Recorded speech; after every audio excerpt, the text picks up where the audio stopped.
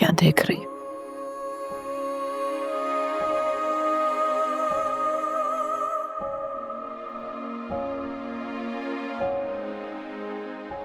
अगर तुमने उस वक्त जल्दबाजी ना की होती,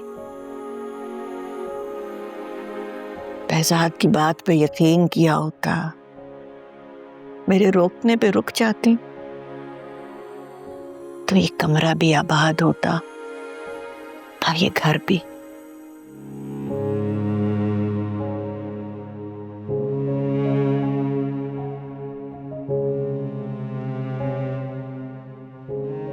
मेरे जाने के बाद बहजाद ने दूसरी शादी के बारे में नहीं सोचा? नहीं, तुम जानती हो कि तुम्हारी शादी के लिए भी बहुत मुश्किल से राजी हुआ था। मैंने कई बार उसे मजबूर करने की कोशिश की, लेकिन वो नहीं माना। तुमसे शादी के लिए ना मानने की दलील ये होती थी कि अगर वो मलिहा को भूल ना पाया तो तुम्हारे साथ जुल्म होगा।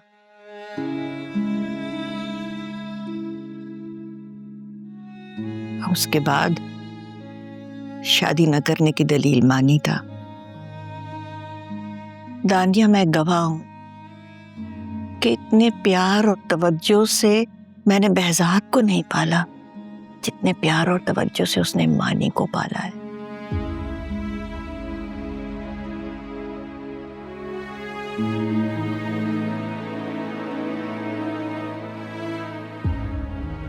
Pappu needs you. उनका बहुत बड़ा झगड़ा हुआ है अब्बा के साथ। मानी जिस अजियत से वो गुजर रही हैं, उससे सिर्फ तुम निकाल सकते हो उन्हें। तुम्हारे साथ रहना चाहती हैं, तुम्हारा प्यार पाना चाहती हैं।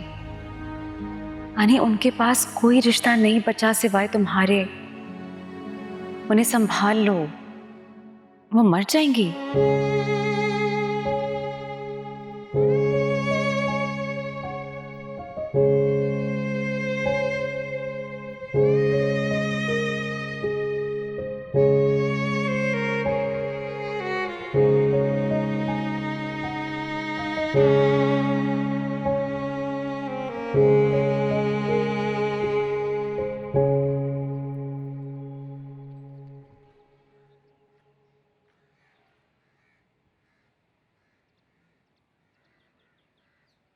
अब्बा,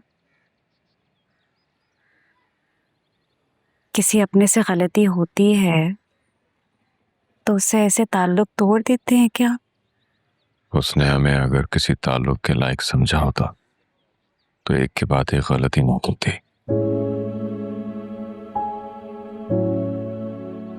अच्छा, अगर मुझसे कभी गलती हो गई तो आप मुझे भी ऐसे जिंदगी से निकाल देंगे?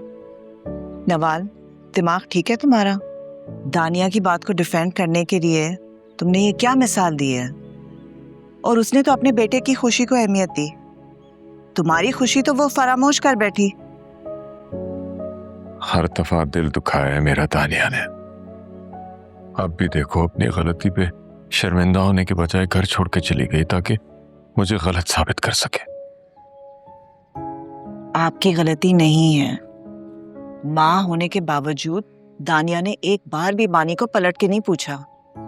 वो सोचती है कि सब उसकी तरह पत्थर दिल है। गलत सोच है उसकी। लेकिन देखें, मानी ने भी तो कभी उन्हें मां नहीं समझा, हमेशा नफरत किया उनसे। नहीं नवाल, ये नफरत नहीं है। ये माँ को खो देने की वो कसक है जिसे कम करने की कभी उसने कोशिश ही नहीं की।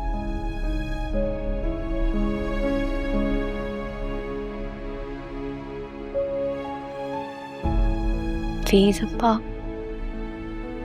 ले आए उन्हें वापस। एक ही बात मुझे बार बार मत कहो।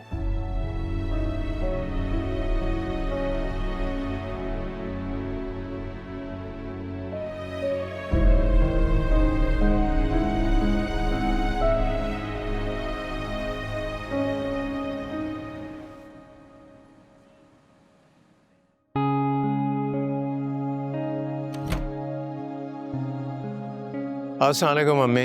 वालेकुम अस्सलाम। मानी नहीं आए तुम्हारे साथ? बस वो आ रहा है मेरे पीछे। आप चल रही हैं ना हमारे साथ? मैंने उसे कहा भी था कि जल्दी आ जाए। आ जाता वो जल्दी, एक्चुअली मेरी मीटिंग आ गई थी, बस मैं तैयार हो क्या। बेटा रुको, ऐसा करो कि निम्रा के घर फोन करके कह दो कि हम लोग नहीं आ सकेंगे। क्यों अम्मी, अब क्या हुआ? असल में वो दानिया झगड़ के जा रही थी तो मैं उसे साथ ले आई। बेटा कई दफा इंसान के किए हुए फैसले इंसान को तोड़ देते हैं, वो भी टूट गई है। मैं बस यही कहूंगा अम्मी के दानिया ने बहुत गलत किया, और ये बात निम्रा के घर ना जाने की वजह तो नहीं बनाई जा सकती ना। इतने संगदिल ना बनो, वो माँ है मानी की, उसका दुख बांट नहीं सकते तो कम से कम महसूस तो करो। उसका दुख बांटने का इख्तियार नहीं है मेरे पास अम्मी, महसूस करना तो बहुत दूर की बात है। अच्छा आहिस्ता बोल, ऊपर वाले गेस्ट रूम में। मुझे तो उससे कोई बात ही नहीं करनी, आप लेकर आई हैं उसे, आप ही उठाएं उसके लाड।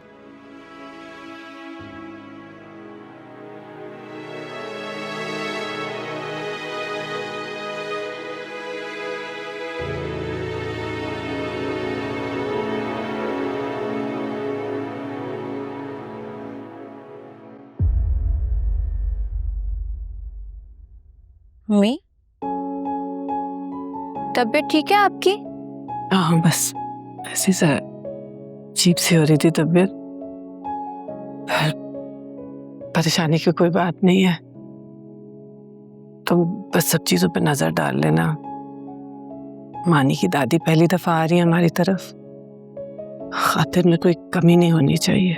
आप सारी चीजें को छोड़े और डॉक्टर पे चले। नहीं बेटा, कुछ नहीं हुआ मुझे, बिल्कुल ठीक हूँ मैं, अभी दवा ले लेती हूँ, डॉक्टर के पास जाने की कोई जरूरत नहीं है। अम्मी डॉक्टर की जरूरत है, देखें कितनी वीक हो गई, ऐसे कभी नहीं थी आप। नहीं हुआ कुछ भी, मुझे बैठ जाओ।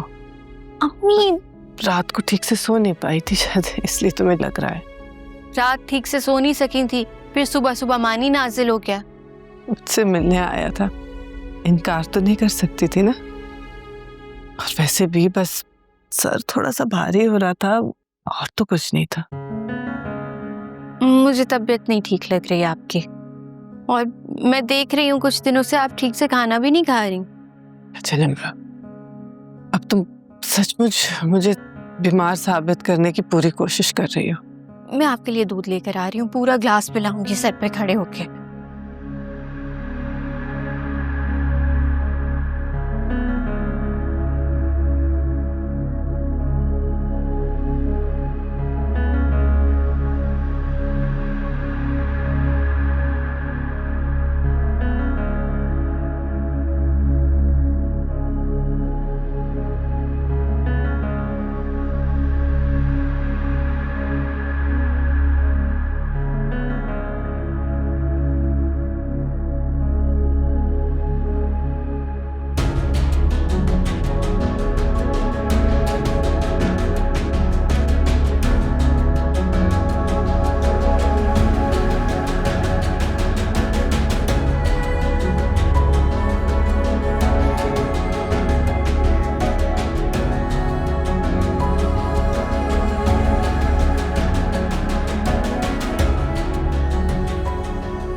वैसे हद है।